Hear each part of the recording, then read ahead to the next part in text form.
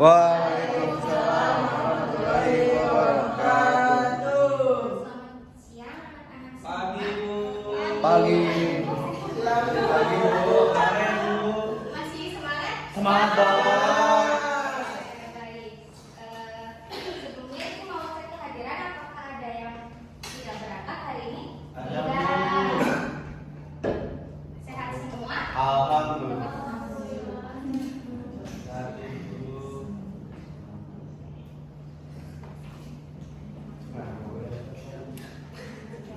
Sebelum melakukan pembelajaran, untuk barang-barang yang sekiranya tidak diperlukan, dimohon untuk disimpan ya kan? Baik, Bu. Oke, Ibu. Pagi ini Ibu akan menerangkan mengenai materi sumber daya alam. Nah, kira-kira ada nggak yang bisa ngasih contoh ke Ibu? Bukan ngasih contoh, menjelaskan sedikit ke Ibu. Kalian kira-kira tahu sumber daya alam itu apa? Ada yang bisa menjelaskan? Saya Bu. Pasti. Nah, sebenarnya itu menurut saya adalah sumber daya yang dihasilkan oleh alam seperti ada minyak, batu bara, ikan dan lain-lain. Ya, ada lagi? Cukup? Bu. Jadi sumber daya alam itu sendiri merupakan seluruh bahan yang ada di alam atau di muka bumi dan dapat digunakan oleh manusia untuk memenuhi kebutuhan hidup manusia sendiri. Mulai dari kita bangun tidur, kita menghirup udara, bahkan sampai barang-barang atau seluruh yang kalian pakai itu biasanya berasal dari alam. Nah, sumber daya alam itu dibagi menjadi dua macam. Ada yang tahu? Aku Tahu? Bu, Benar. yang dapat diperbarui dan tidak dapat diperbarui Bu. Pintar. Jadi kita mempelajari yang pertama dulu ya.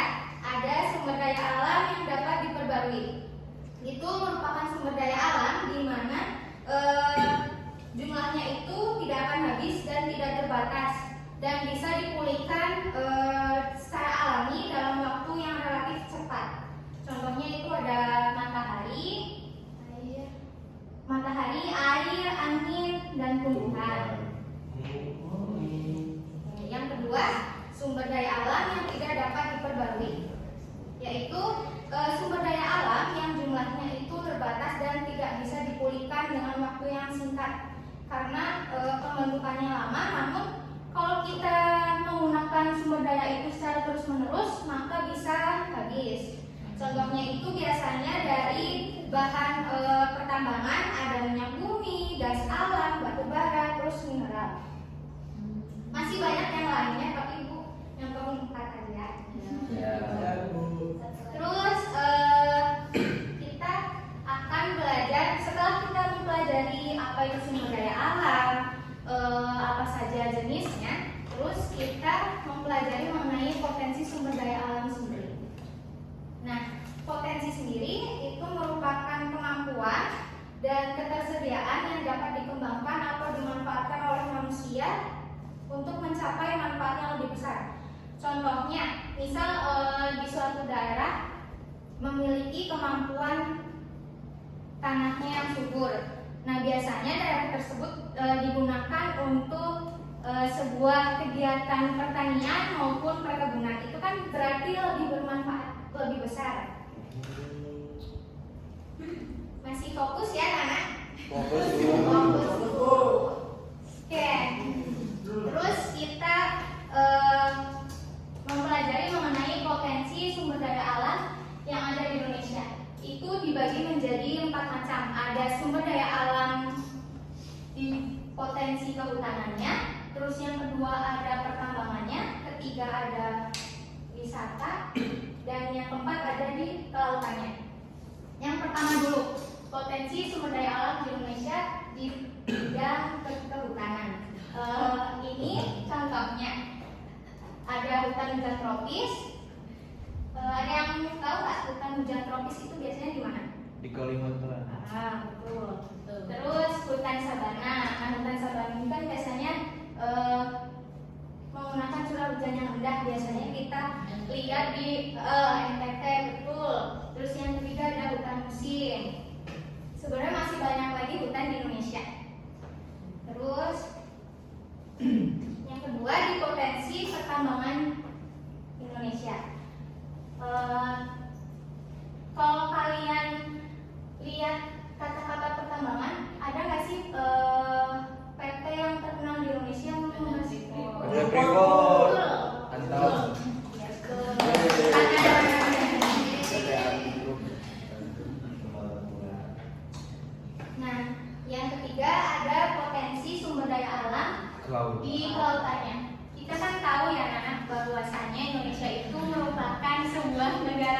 kepulauan, di mana banyak ribuan pulau yang ada di Indonesia.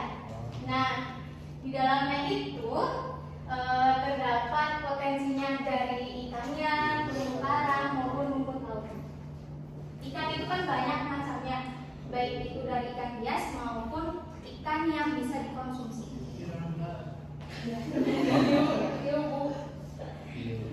Terus yang terakhir ada potensi sumber daya alam Indonesia dari bidang wisatanya.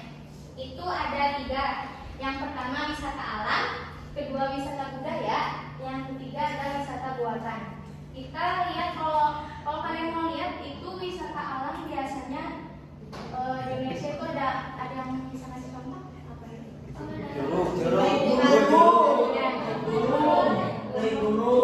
Gunung apa? Gunung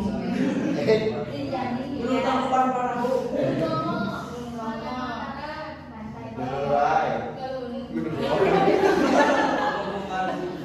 Terus yang kedua ada wisata budaya. Contohnya ada yang bisa Baduy.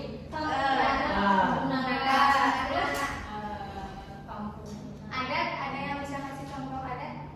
Mas adat sade. Oh. Ada tanah ada. Oh. Ya. Terus yang ketiga ada wisata buatan. Contohnya ya. Ragunan.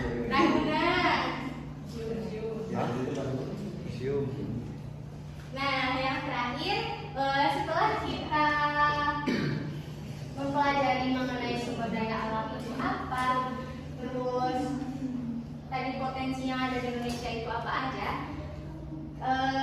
terus bagaimana sih kita melestarikan sumber daya alam itu semua agar tetap lestari dan tidak akan habis, tidak pernah habis. Itu dengan cara yang pertama selektif, di mana menggunakan potensi SDM-nya secara bijak dan sesuai kebutuhan. Yang kedua ada kelestarian, yaitu menjaga sumber daya alam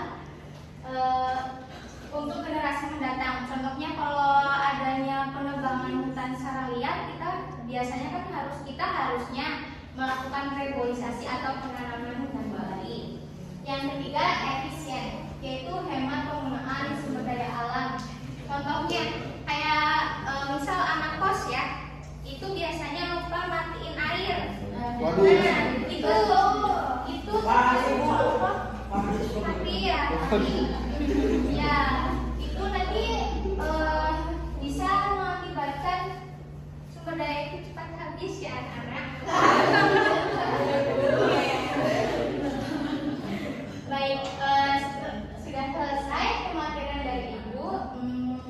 Sekali ini mau ada evaluasi. Asik. Ada hadiahnya Bu.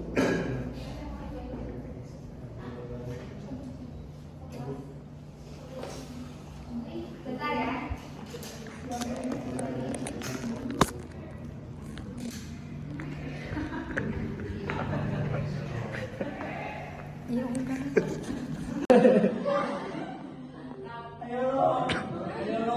Orang nggak hidup. Oh ini. Iya. Oh, boleh gitu ya Bu? Boleh. Nggak tahu saya. Terus yang kedua, usaha penggunaan SDM secara bijak tadi ada yang terakhir usaha. Terus ada Tadi tidak memperhatikan Bu. sumber daya alam. Oh, hari kamu menantikan Bu.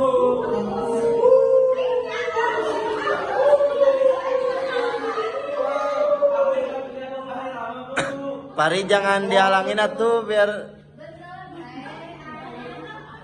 Terus satu lagi hari yang belum ya.